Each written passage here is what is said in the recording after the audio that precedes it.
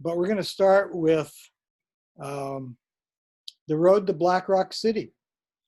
And I'm going to read a very, very short, I'm not going to do much reading today, but I'm going to read a very short piece from the book that talks about driving to Black Rock City from Portland.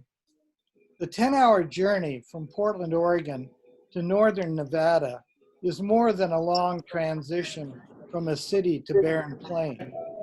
It's a prolonged meditation on shedding the comforts and restrictions. I'm hearing music. Stewart Harvey's talk about Trish. Trish, you should Mute yourself, Trish.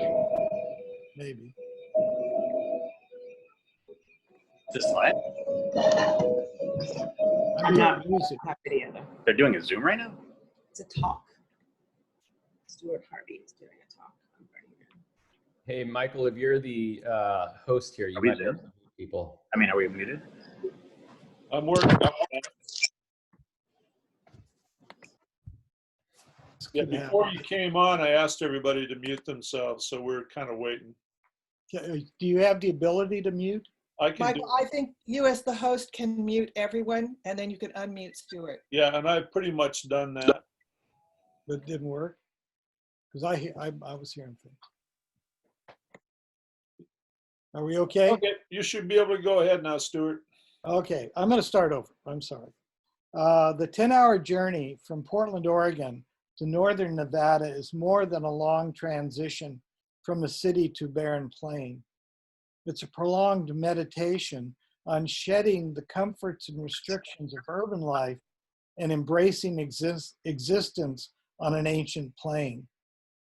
By the time the rhythmic arcs of field sprinklers bordering tiny Eagleville, California, disappear from the rearview mirror, you have departed the realm of farm to table and entered a barren terrain old as the jagged ridges of the Sierra foothills, of the Nevada foothills.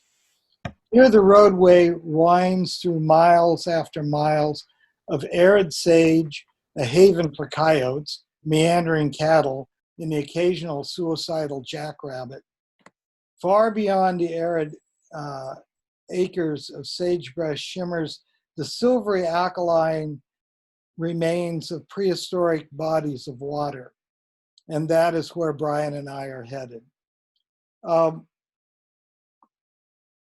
We had been hearing about Burning Man since my brother started it with Jerry James in 1986. And I'll return to that in a second. But our first real introduction to Burning Man happened on the first trip to the playa in 1990. We had been given coordinates, and basically we had to find a gate. And once we found the gate, the instructions were drive due east for 6 miles, and then turn due north for 4 miles. That meant that one of us had to drive and the other had to look at a compass and the odometer. I don't know if anyone else has ever tried this, but what happens when you're driving with a handheld compass is that the needle goes back and forth. And so you're never quite sure that you're heading due east or due north, but you're very aware of the fact that if you deviate a half a degree, you're going to miss the whole thing. We drove along for, 15, 20 minutes, I don't know. It loves the speed. I mean, the playa just, invites speed. So you're driving pretty fast, and occasionally you run into a windrow of dust, and then you have to slow down. Finally, off in the distance, we saw this odd drum kit, which seemed to be at first out in the middle of nowhere. And then we realized was at the perimeter of this tiny little camp. And that first camp on the playa was about 100 people.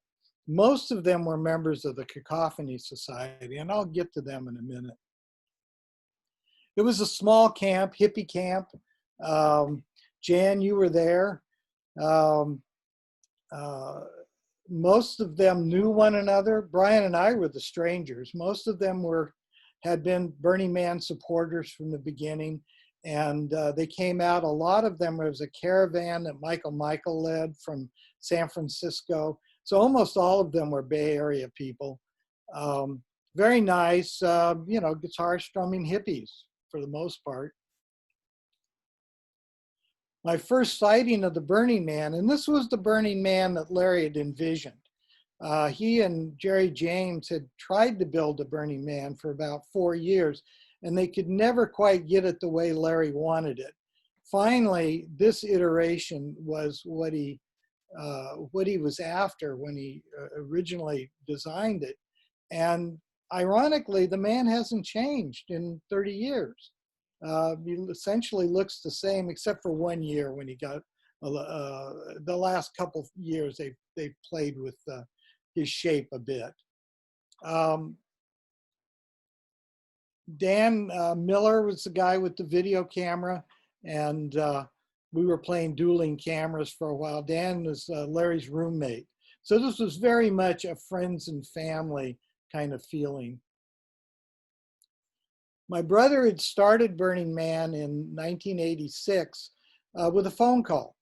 He called his friend Jerry James, who was a carpenter, and he said, let's build a man and take it to Baker Beach and burn it on solstice. And this was about 2 days before solstice, so they set about cobbling together this humanoid figure. And I got these pictures from Jerry. It didn't look like much, I mean, being critical. It was every bit something that you would put together in a hurry. But it functioned marvelously. They took it down to Baker Beach and they jammed his feet into the sand. He stands about, I don't know, maybe 7 feet. He's not very tall. The remarkable thing, Larry said, was that when they set him on fire, they immediately drew a crowd. Everybody that was within eyeshot ran over, and they were transfixed by this image of a blazing humanoid figure on the shore. And this is a rumor. Larry denies it. Jerry kind of thought it happened, but supposedly, as they were leaving the beach, Larry turned to Jerry and said, if we do this again next year, let's build him bigger. Now, Larry says that's an apocryphal story, but I like believing it. By the time Brian and I went down in 1989, it would have been the 4th year of Burning Man. And he'd gotten considerably bigger. He was about 20 feet at that point. And he had been built, I believe, Jan, in your garage that year. And Larry and Jerry struggled with the design and economy. They didn't really have much funding. So the man ended up being large and very heavy. And Jerry had a lot of friends who were carpenters. And all the carpenters had these rigs on the back of their pickup trucks to haul lumber. And so they enlisted 7 pickup trucks, and they put the man in 7 parts onto the back of the pickup trucks. And then, because this was strictly a guerrilla activity, they took 7 different routes to get to Baker Beach. By the time we got to Baker, we're hauling these hunks of the man down the trail. And you can see that torso weighs a ton. We're right at the I guess the north end of Baker Beach. It's sort of the nude beach area, I think, but there were way too many tourists, I think, for the nudists that day. So the first Burning Man, was really in the shadow of the Golden Gate Bridge. They assembled him on the shore. Two things I think are remarkable already about Burning Man. First of all, it is a collaborative effort. You don't build this kind of figure and are able to raise it without a crew. And so there was already this instant community of participants who helped put the man together, and you know, they were going to raise him in a particularly singular way. They're right at the bottom of these two feet, I guess, are two holes. And the idea was they were going to put 20, 30 people on the end of a line, and they were going to drag the man forward, which would drive the feet into the holes, and then they would leverage him erect.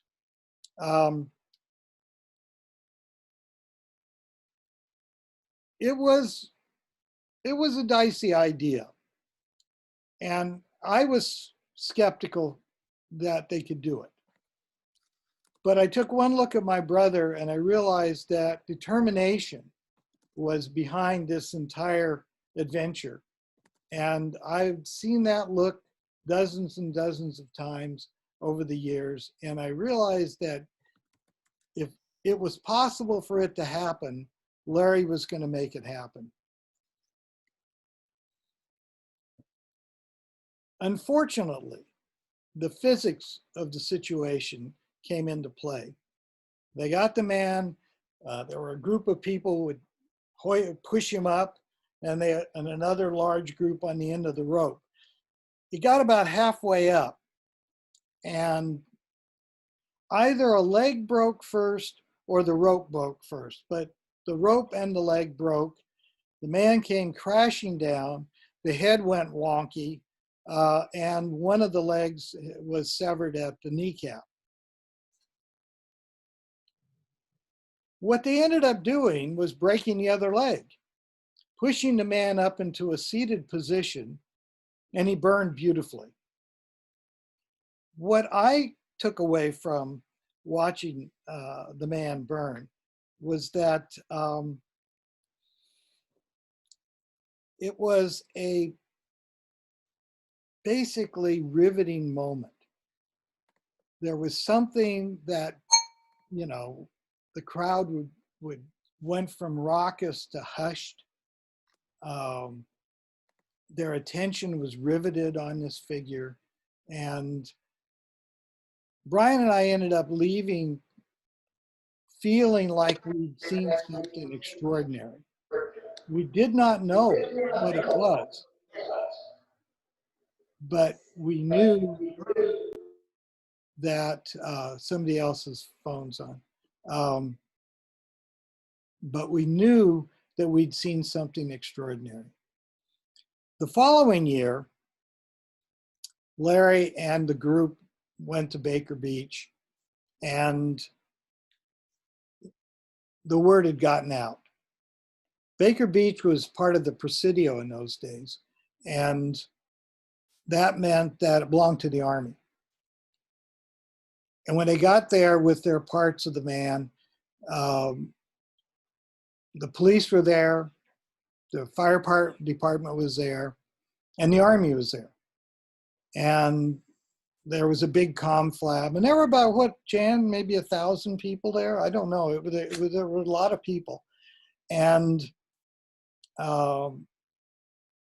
they had a big powwow, and it was decreed that they could erect the man, but they could not set him on fire because they didn't have any burning permits. They didn't have any permission to set him on fire.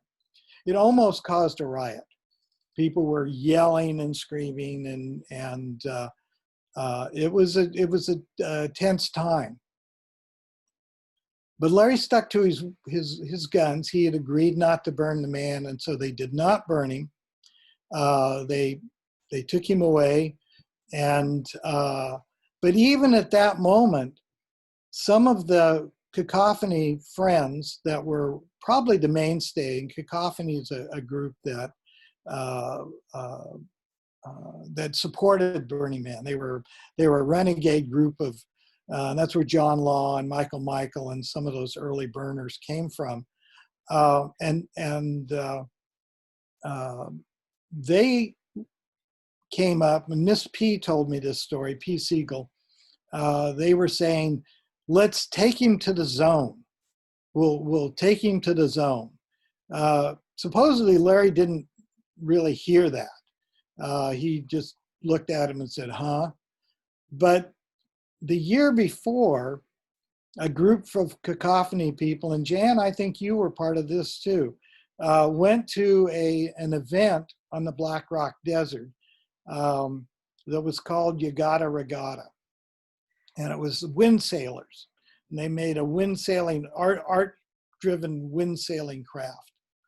And when Kevin came back, Kevin Evans, he told the group that he had found the perfect place for a zone trip.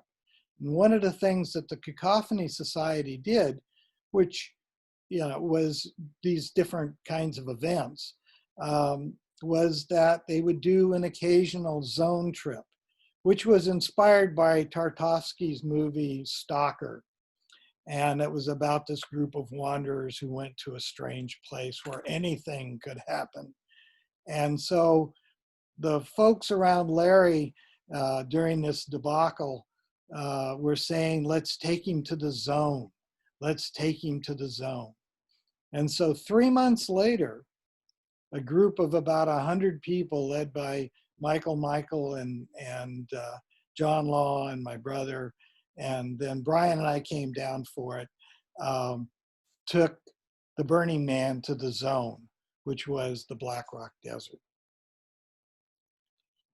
And after they assembled with the man, I can't remember the drummer's name. They used a drum call to pull people in to attend the event. So this was our first year on the Black Rock Desert. It was a typical kind of cacophony thing. People showed up wearing costumes, and that was always a cacophony tradition. You did these events, you got dressed up for these events, and so very early on, this concept of participation was imbued in the Burning Man experience. And that was the first, I think, notable feature of the event. And it led to what eventually became the 10 principles. And participation's one of the 10 principles. Stewart Mangrum, who was an early cacophony guy and an active member of the Burning Man organization, once told me, he said, well, most of the 10 principles were in effect with cacophony, with the exception of civic responsibility. Civic responsibility was never a cacophony thing. People gathered around in small groups and they were absolutely transfixed. And that's when we realized that this magnetic attraction that people have for fire would drive people to want to attend. There's just nothing like the crescendo that happens. And today the crowds have gotten larger, but the effect is essentially the same. The next year we went back and we burned the man again in exactly the same way. And in the foreground, since Jan's here, I'll bring up the fact that there are these little loaves of bread. And Jan and some of her friends had decided that, female friends, I say, that the Burning Man was entirely too male-centered and that there needed to be a feminine presence. And so what they did was they built an oven, kind of a kiva oven, and they baked loaves of bread. And just before the burn, they went and passed out chunks of bread for the which is, very, again, kind of a spiritual thing to do to the crowd. It didn't occur after that. It was kind of a one-time thing. I think as the crowds grew, the idea of doing thousands of loaves of bread was probably too daunting. But it's an interesting, it was an interesting addition, and I love the fact that it's part of the foreground of this picture. Stewart, you might mention they were goddess breads. Oh, that's right. They were goddesses. What were they? They didn't look like goddesses, though. Yeah, we made little goddess figures out of dough. They were really perfect. Perfect. Oh, well, I loved it. I never forgot it. Tasted great too. The effect of the playa on my brother was incredible. He took one look at this vast expanse and his imagination just leaped. For once, he was in a place where he could conceivably realize his big ideas. And my brother was a guy who had big ideas. And he knew, and he told me, in fact, we used to run back and forth in those first years we'd go to Gerlach if we needed more beer, or we needed, somebody had forgotten something, and we could just leave. There was no gate, no perimeter in those early days. And we'd drive to Gerlach. And I remember going to Gerlach with Larry in one of those early years. And I'm his older brother. So I'm kind of wondering in the back of my mind what my brother's going to be doing for the rest of his life, as a career. And I said, not too sarcastically, how long do you think you're going to be doing this Burning Man thing? And Larry looked at me with that look that we all know. And he said, we're just getting started. It turned out they were just getting started. I don't know that he envisioned Black Rock City way back in that first year, but it wouldn't surprise me if he didn't. Nowadays, there's probably an average of 70,000, more or less. That number goes up and down depending on what day of the week it is. But it's a magnificent collection of folks from around the world. I'm going to start looking at a series of photographs that I broke into different groups because these are the things that attracted me. After the first couple of years, I realized that I didn't want to be the chronicler of Burning Man. I really didn't want to be doing journalism. I wanted to be making photographs that spoke to me. And the first thing that spoke to me and almost every other photographer that goes there is the playa itself. It is an absolutely magnetic and ever-changing physical phenomenon. The weather can be incredibly volatile. It can be, hot and unforgiving. It's not, the playa isn't where you want to walk around barefoot for very long. It gets pretty warm. When it rains on the playa, it rains. And in 1995, we had a series of gigantic rainstorms that came through. And this one looks for all the world like an atomic explosion. And it just poured.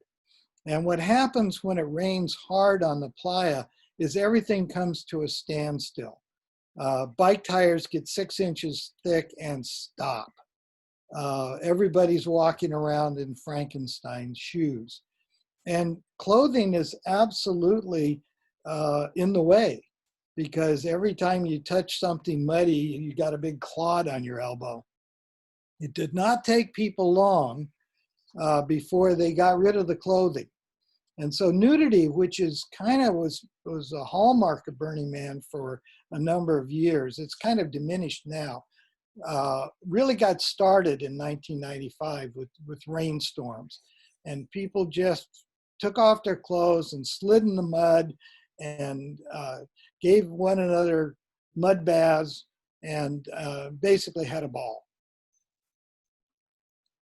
Every day is different. As a photographer, every morning I go out at sunrise because no two sunrises are ever alike. Even boring ones are not alike. But there are very few boring sunrises. There's always something going on in that sky. At night, sometimes there's circular lightning, not often, but it's happened. This was 93, very early on.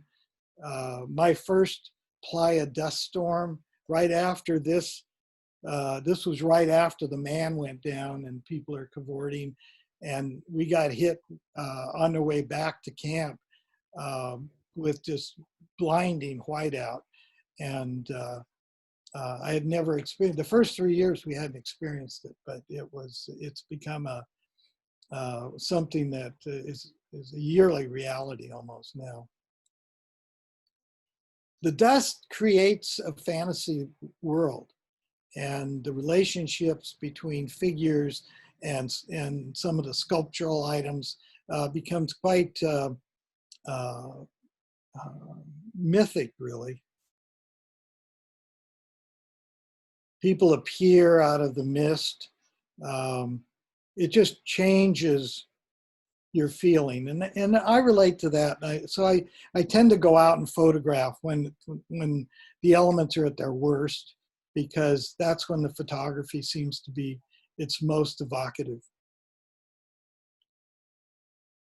The couple, this reminds me about how it looks across the street from me right now with all the smoke, and there's part of me that feels like it's, the photography, talking about photography is a pretty frivolous thing to be doing in the face of all these fires and the tragedy that several people are experiencing. And at the same time, I realized that we've always had this, as I say we, I mean humanity, has always had this ambivalent relationship with fire. It scares the hell out of us. It can destroy us. It can kill us. But it's also a central part of a lot of spirituality. It's a warm part of our youth when we think about sitting around the campfire when we're kids, when we think about sitting at the fireplace waiting for Santa. I mean, fire is just, we really just have this ambivalent and really pretty magical relationship with it. So right now we're in the middle of a really tragic series of Western fires, and I feel terrible for people. I have friends who've had to evacuate, but I'm also mindful that fire is an integral part of the human experience. And the playa just, it's a magical place to be. One of the fundamentals, one of the reasons people go to Burning Man, I think, and again, it was there at the very beginning, is personal expression. People adopt characters. People get playa names. People perform. People form groups. Participation is the central part of being a burner. There is no audience. And I look at this photograph from 1993. That was declared. No spectators. There is no audience at Burning Man.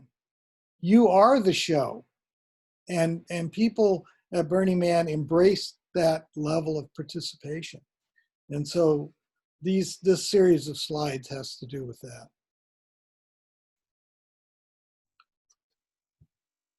People take on characters.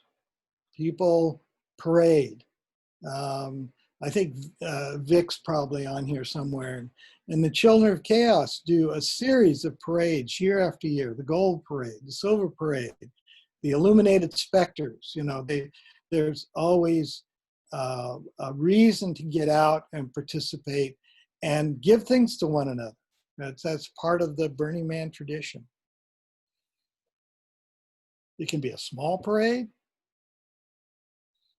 but this has been going on forever. People get to be themselves at Burning Man, and that may involve elements of costuming. You get to be their fantasy figure, their superhero. This is a group of Children of Chaos. Both my son and daughter-in-law are part of this group.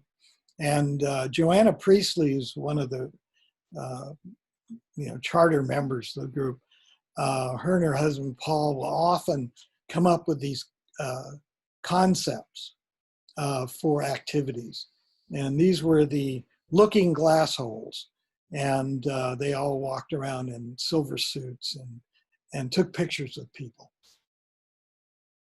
Sometimes expression at Burning Man is solitary. Sometimes it's great to just go out into bare playa by yourself and commune with that experience and feel your own energy and your own exuberance and celebrate being alive. And that happens as well. Art has been part of Burning Man from the beginning. Arguably the first artistic piece was the Burning Man himself. And for me, the first performance at Burning Man occurred during the second year. And I was in my tent. It was the middle of the afternoon. I used to go out early and go out late. And then in the middle of the day, I try to get some sleep. But I saw this woman walking by the tent. And she had all these flowing robes on, white gossamer kinds of robes. And I saw her heading towards the van, and I grabbed my camera and went with her. It was Crimson Rose. And Crimson, as you'll see later on, was she's one of the Burning Man founders, and she especially founded the Fire Conclave, which is an international group of fire performers, and they'll come from all over the world to perform prior to the burn, in the burn circle. And it's quite an honor to be invited if you're a fire spinner to the Fire Conclave.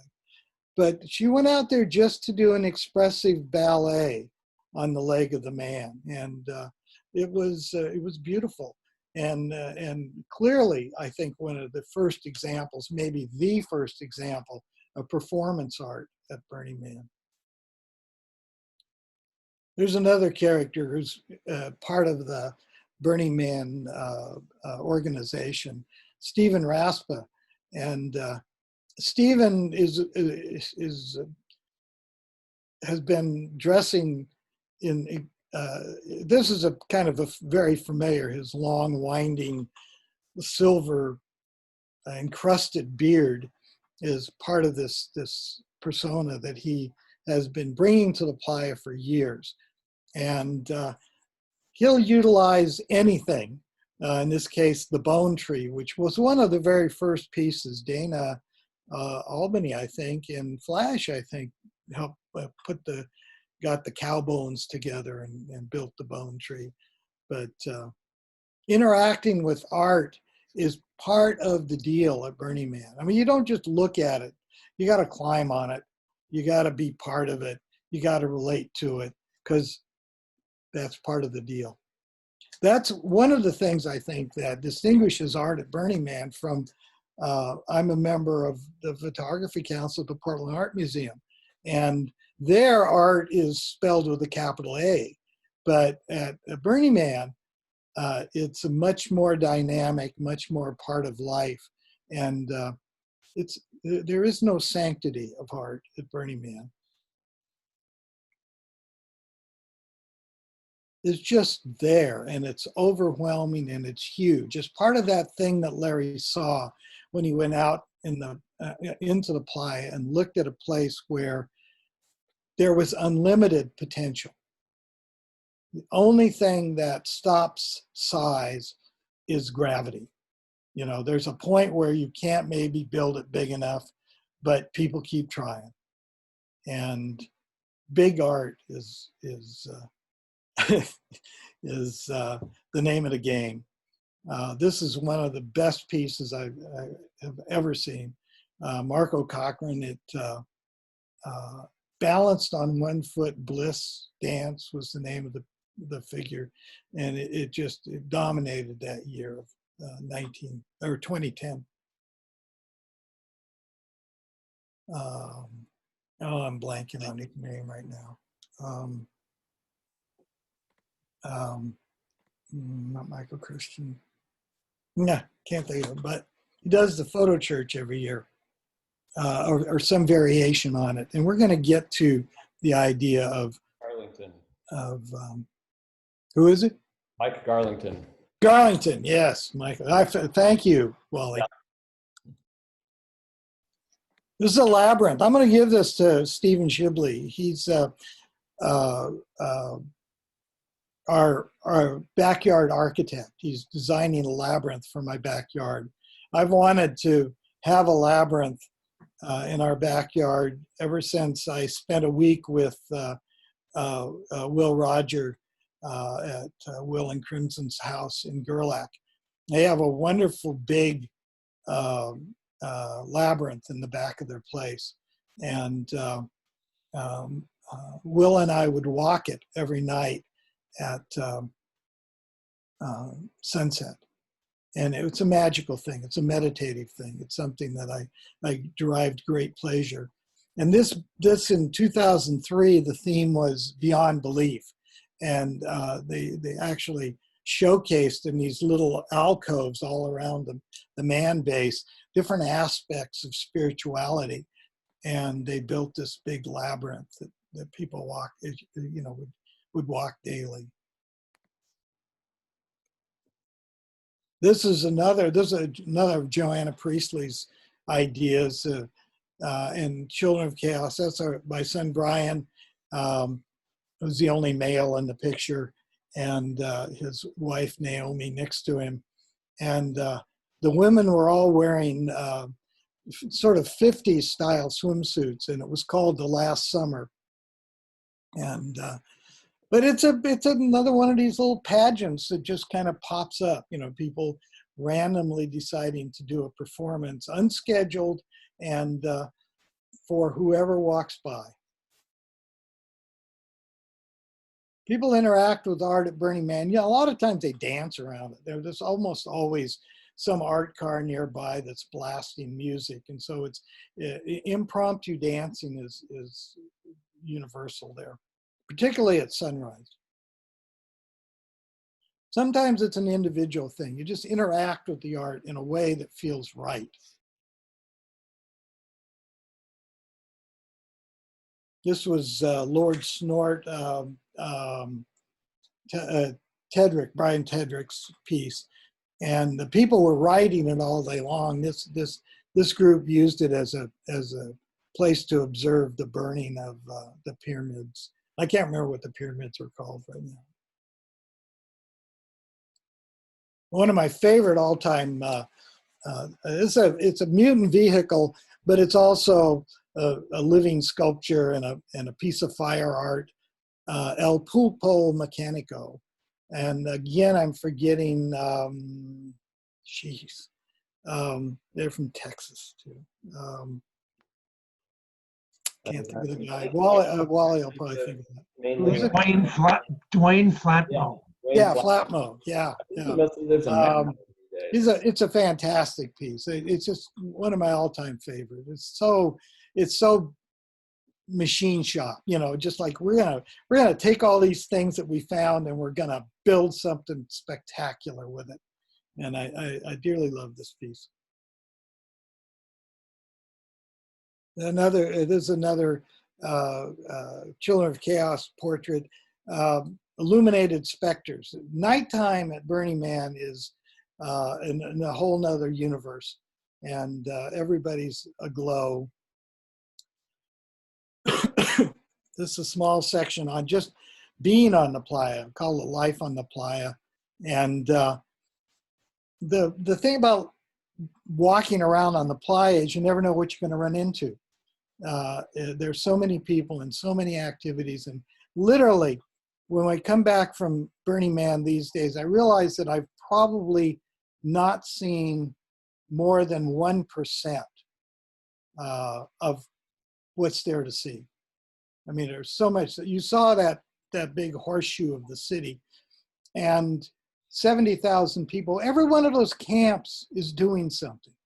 Every single one of those camps is putting on a party, or they're dressing up, or they're performing.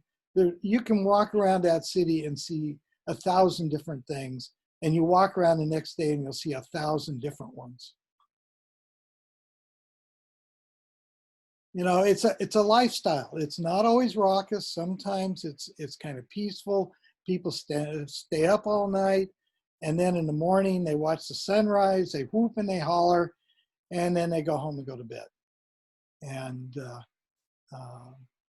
there's nothing like 10 o'clock for time to go to bed.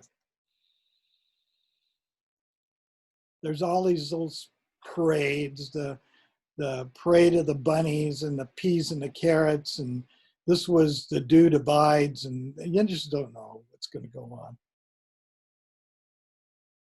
on. A little smattering of things happening all at the same time.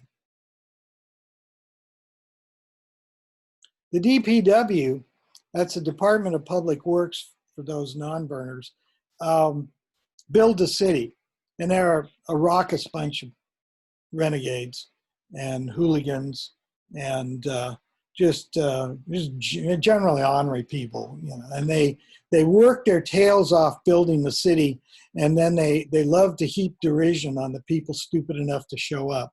And so the DPW parade is hilarious.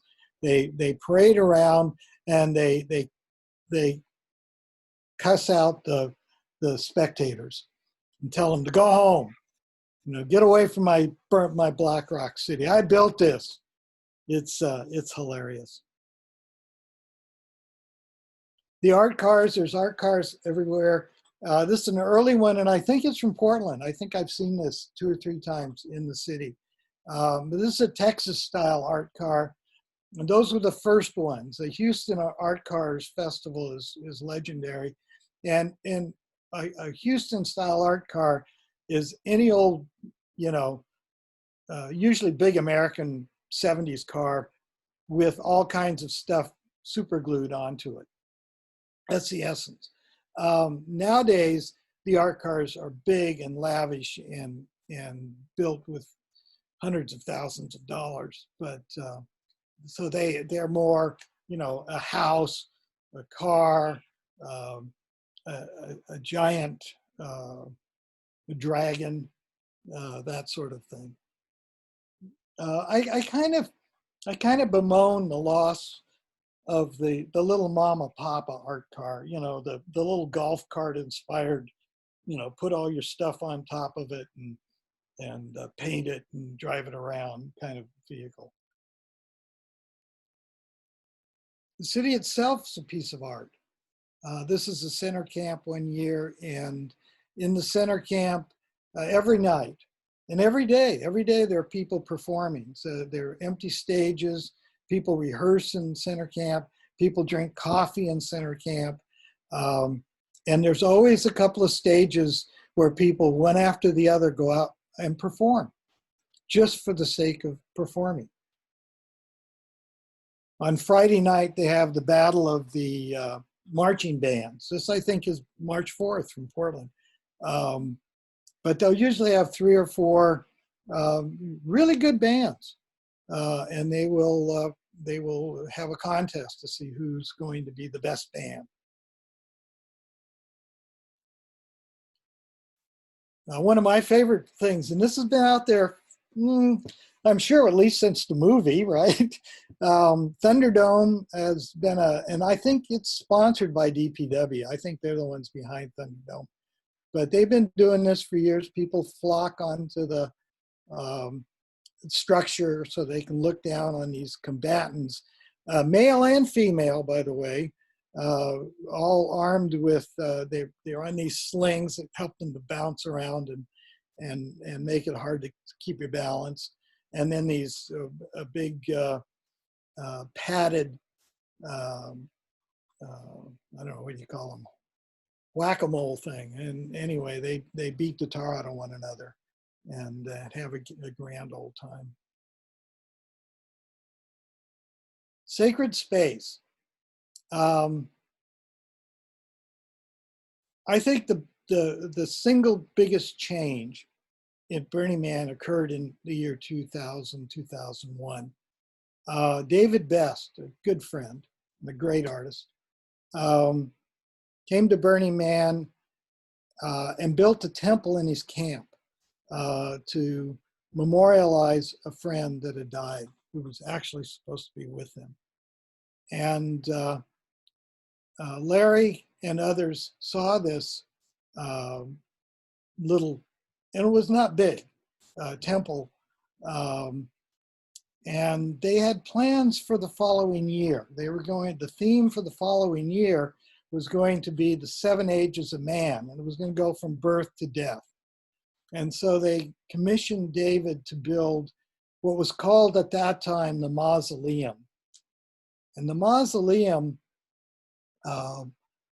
he since renamed it the Temple of Tears, but it was called the mausoleum then. I said it had all the charm of Attila the Hun, but because it had all these horns and stuff all over it. But it became something that people instinctively flocked to like a magnet, and they did what came natural when you go into a memorial space. You leave memorials. And by the end of Burning Man, the temple will be absolutely filled with memorials, and I'll show you some of that in a minute. I think the lamplighters are they're sort of the priests of the playa. They remind me of Tibetan monks. They go out faithfully twice a day to light, to hang lanterns on the spires, and then they go out in the morning to collect the lanterns. And that's how people navigate around. They know where the roads are because they follow the lights. And they go out in every kind of weather. They are like the postman. No one dissuades it from their rounds. This is Ken Hamazaki, a person I consider a friend. He would come out, I think every year since about 2000, Ken, who's an artist in Kyoto, comes out and sets up on Thursday at 4 o'clock of Burn Week and does tea ceremony. Anybody who wants to attend. And when we had Larry's memorial in 2018, David and I went out with, and I'll show you some of that later on. David and I went out early to set things up, about 4 o'clock went out. And sure enough, there was Ken, had set up in front of the memorial and was doing the tea ceremony. And I participated in the tea ceremony with Ken in front of Larry's memorial. And it was a touching moment for me. This is one of David's, not constructed yet, kind of in mid-construction. Some of the temples are magnificent. I mean, it's the Temple of Transition, and I can't remember where these guys were from. They were not. They were from Europe someplace, but I don't remember where. The interior of the temple, this is one of the Davids, which are usually very ornate, but they'll be filled with, the altar area will be filled with memorabilia. The walls will be filled with memorabilia. Every surface will contain personal messages. Sometimes it's just something scrawled on the wall, but sometimes it's something incredibly touching. I can remember seeing a Boy Scout shirt hanging, and you knew this story without being told. Loss and grief are integral parts of the human condition. It's the one thing that we all share. People can attain all kinds of wealth and stature, but grief is common to all men, and that sorrow at losing a loved one permeates. And I think this was the greatest contribution to Burning Man was David Best building the temple, and I think it's the thing that, and we'll see this in a second, that allowed Burning Man its access to the rest of world culture. This is the burn itself becomes a sacred space. The morning after the burn, people come and walk through the ashes and pick through the ashes, and I guess they're maybe looking for souvenirs, but they're also mourning the loss of this experience. It's the denouement. It's the end of Burning Man, and they feel it. The last sacred space is the biggest one of all. It's the playa itself. And ever so often, a person will feel compelled to just go out in the middle of vacant playa and sit down and contemplate a world much larger than themselves. It's one of the reasons that the playa is so important to Burning Man is this immense connection with the universe. I mean, this is where you feel and experience your place, your small, tiny place in the world. Okay, for those of you who think I never take a color picture, this is a series. You can't do fire without color. I mean, it looks ridiculous in black and white. There's Crimson. Crimson started the Fire Conclave way back when. They perform prior to the burn. It's worldwide. There are conclaves all over the world of fire performers. It's an early one.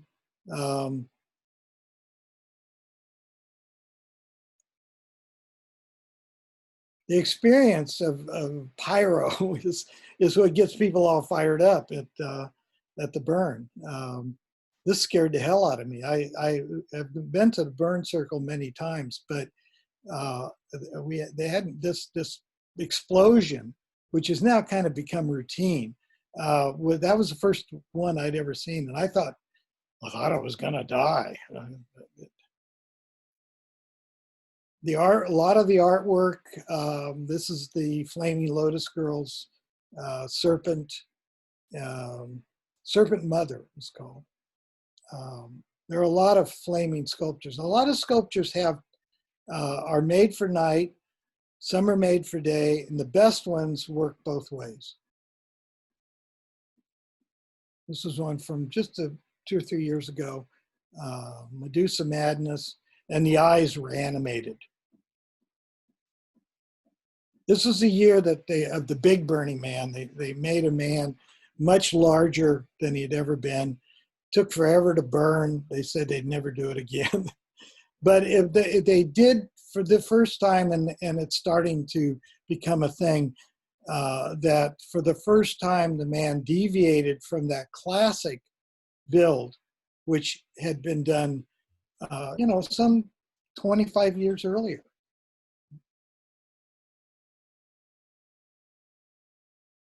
He called us Exploding Hearts, and it was happening. It was the night that Will and Crimson got married, and some of their friends, some pyro friends, had set this explosion to go off, and I was taking a picture of the wedding party and everyone walking out to the playa. They'd said something's going to happen, and so they were walking out, and I'm backing away from them, and someone ran up to me and said, "You need to get the hell out. There's going to be an explosion."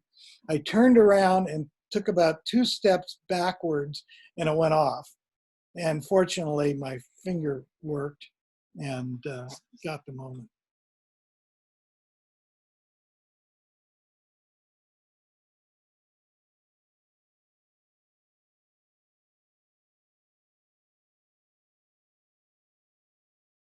This was the pyramid that lightning and sin were involved in, and what my memory of it is that it was one of the hottest fires that I can remember, and I was there. We were pretty close, and I was getting fried, and this is another one that was really a hot one. But I turned around from that pyramid fire, which was the Temple of Holiness, I believe, with a WH. And I took a picture of the crowd behind me, and I realized I wasn't the only one that was being fried in that light. Oops. Kind of a parting shot of Larry. My brother passed away in 2018. We'd go into the burn circle together almost every year. Sometimes we'd have other people in an entourage, but a lot of times it was just him and I. We'd go out in his golf cart, and this photograph was just, I saw the look on his face, and I saw him reliving the past 30 years. And I think he was pleased.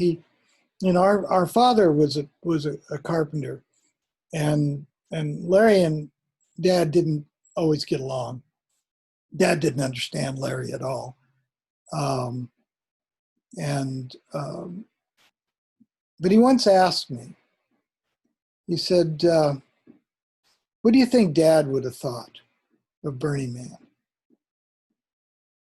And I said, "Well, I don't know if he would have understood it, but I know he would have been proud that you made something so magnificent out of wood, because Dad made everything out of wood." Now they have memorials to Larry, and he was called the Hat, though he stopped wearing the hat for the last 10 years. He finally decided he didn't need to wear the hat anymore. I think Burning Man achieved a lot of what Larry was after, but I think if he were still alive, there's a lot more he would like to have achieved.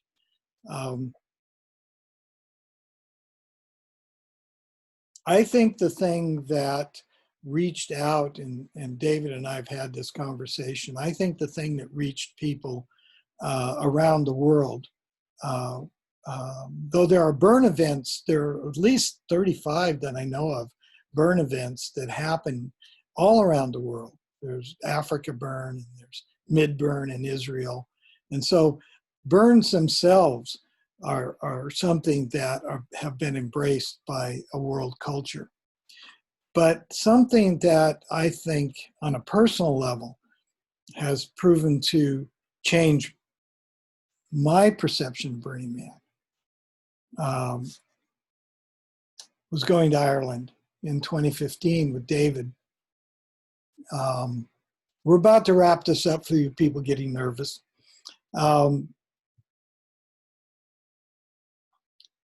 There was a group called the Artichoke out of London that they do a series of events. And most of you know that Derry, Ireland, or Londonderry, as some Brits prefer, was sort of ground zero for what was called the Troubles in the early 80s. There were, there still are many remnants. And the essence of the Troubles is one country taking over another, but it broke along religious lines. And so there's been animosity between, in Northern Ireland in particular, between the British Protestants and the Irish Catholics. And when David invited me to come to work on a temple that they were commissioned to build in Derry, and I agreed, imagining that I was there to take pictures and document the event. And so I got off the bus I flew into Belfast, had to take a coach over to Derry. And I got off and I had to take a car across the River Foyle, which separates the three sections of Derry. And so there's the city side, which is the downtown area. And then there's the water side, which is across the Foyle River. And that's the Protestant side of the river. And then there's the northern kind of the poor section. That's called the Bogside. And the Bogside riots were ground zero for the Troubles in the 80s. And there still are remnants, as you can see in the foreground of this picture, there still are remnants of that conflict. So I got there and got in a cab to go across, and the cabbie looked at me and he said, "Oh, you're one of them Yanks." And I said, "Yeah."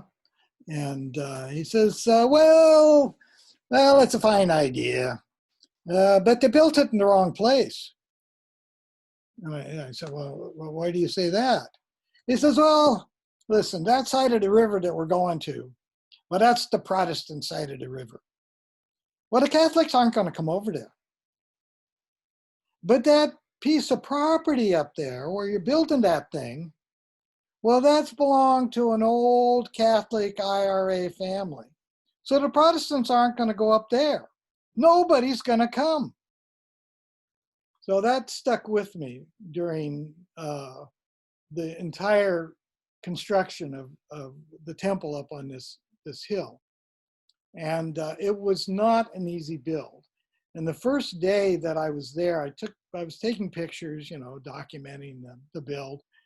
Well, you can only take, carpentry is slow, and after an hour, you've taken everything that you can of people hammering nails. So I was talking to one of the fellows that I knew. And the next thing I knew, David Best was in my face. And he's saying, listen, when you're talking to somebody here, neither one of you are getting anything done. And I got the message and picked up a hammer. And so for the first time in my experience at Burning Man, I wasn't there as a photographer. Oh, I'd take a few pictures now and then. But I began to be a participant. And it changed my perception of Burning Man. I didn't realize it, but there's no substitute for being an active participant. There's no substitute for picking up a hammer and lending a hand. And the weather in Ireland was shite. It was terrible. We even had snow one afternoon. and we're slogging around in the mud, and nobody thinks we're going to get done on time. And in the back of my head, I keep hearing this, and nobody's going to come. And so by the time we got to the day of the opening, and the idea was we were going to open on Saturday, and this is a crew picture. David in the foreground and Maggie. And there were about 40 Irish on the crew. And I got to know two of them real well. They were Darmot, the fella in the green cap, and the guy next to him with the horns on his helmet, Darmot. So there was Donnick and Darmot. And they invited me to go on a bit of a walkabout tour, the tour of Ireland. And we ended up going down to Donnick's hometown of Glynn, which is below Galway. And we were gone for a week, and it was a wonderful time. And then we got back on that Friday, and the idea was the temple was going to open on Saturday, and it would be open all week. And of course, while it was open, people did what people instinctively do. They did memorials. And in Ireland, there was a lot of good reason to be doing the memorials. And when we got back, we said, well, let's run up the hill and see what the temple looks like. Well, we couldn't get up the hill. There were thousands of people going up the hill and thousands coming back down. There was no room for cars. And when I got there that night for the burn, there were about 40,000 people that had come from all over the country to see this thing. And it burned magnificently. It was stellar. And that night we went to Sandino's, which was a little pub on the city side that we had kind of taken a hanging out at. And David and Maggie threw a party for the crew. And they left early. David goes to bed early. But it was about 1 o'clock. And there were probably 6 or 7 of us heading back across the bridge to where we were staying. It's St. Colum's house. And just on the other side of the bridge is the Abrington Barracks. And that's where the British soldiers were stationed during the Troubles. And but if it's abandoned, it's closed now. And so street kids hang out there. And we're going back across. And the thing in the back of my mind is, we're at the tail end of this. We've put out a big effort. We had a great burn, but you always wonder, did it add up to anything? Was it just a moment and then you move on? Did we touch anybody? Did it matter that we did this? And as we got upwards towards this set of barracks, there was a group of young people there hanging out in the shadows. And you know how it is when it's 1 o'clock in the morning and you're meeting strangers. You're giving them the eyeball, they're giving you the eyeball. And we got up abreast of them, and the most remarkable thing happened. They broke into applause. And that's when I knew that we had touched them, that we had made a difference. Because if the young people pay attention, then it may stay with them. I got back, and I was a temple builder from then on. And it's changed my relationship with the event. I like to say that I've been going to Burning Man for 30 years, but I didn't really get Burning Man until I went to Derry, Ireland. And so this was the last time I saw my brother. It was the opening of a Burning Man exhibit at the Renwick in Washington, D.C. And David you can always recognize David. He always wears a white shirt and jeans. That's his uniform. Paulie in the wheelchair. The crew doesn't change much. We know each other every time we go. They've been with him, many of them, for years and years. We built the temple interior, and it was a lot of work, and it was very rewarding. And then last spring, a year ago, in 2019, we went to Parkland, Florida, and we built a temple in Parkland, Florida, for the students at Marjorie Stoneman Douglas School, where the shooting occurred. And we had a lot of students and their parents that came and were part of the crew. Oops. And it was a great temple, and the entire city embraced it. This year we were supposed to go back to Ireland, to Galway, and build a temple, and it got canceled because of the pandemic. But I'm hopeful next year we'll get to go. And it burned great.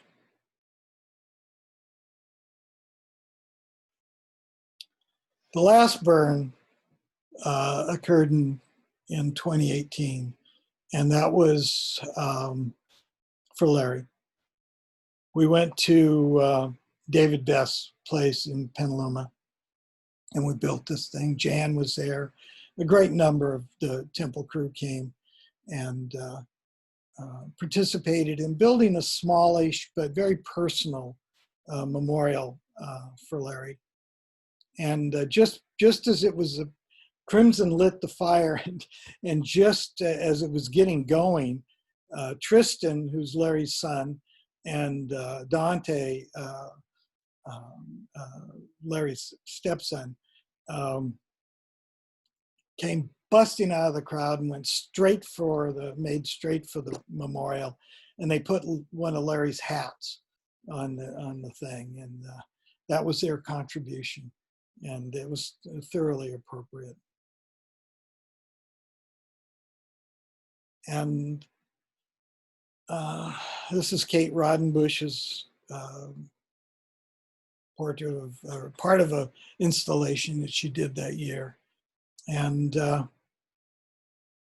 I thought it was fitting to end the show with another picture of Larry and a promise for a brighter day and a brighter future.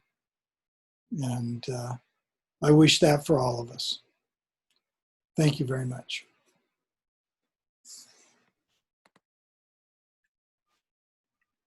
That was fabulous. There we go. I'm unmuted, everyone. If you'd like to applaud, I think that was an excellent show. Yay! Thank you very much, Stuart. Okay, everyone should be unmuted, so rather than butting in on everybody, if you have any questions or comments, it would be wonderful. You don't have to. You don't have to. Any questions? Okay. Most of these folks have been there and done that, and they know everything about what I just said. And I just want to say it's great. It's great to connect virtually, and next year, hopefully, physically. Awesome. Hey, Okay. this is Karen, a friend of Janet's, and she tuned me into this, and I just think it was an amazing talk and amazing photos. Thank you. I've not really seen that much of Burning Man, so it's really great for someone who doesn't know anything about it. Well, get down there. You'll that's the next step is see a picture, do the picture. Yeah. Thank you.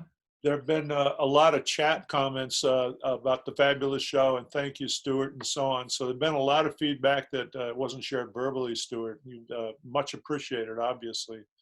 And Just Stewart, to mention to this folks is, too, that we have a show of his photos at the Emerald Arts Center in Springfield. We're Yeah, get on Wednesday over through there. Saturday, 11 to 4. Weather and smoky air permitting, we were closed this past week, but we're going to have a closing reception on September 25th from like 5 to 7 or so. So if you're in Springfield, stop by.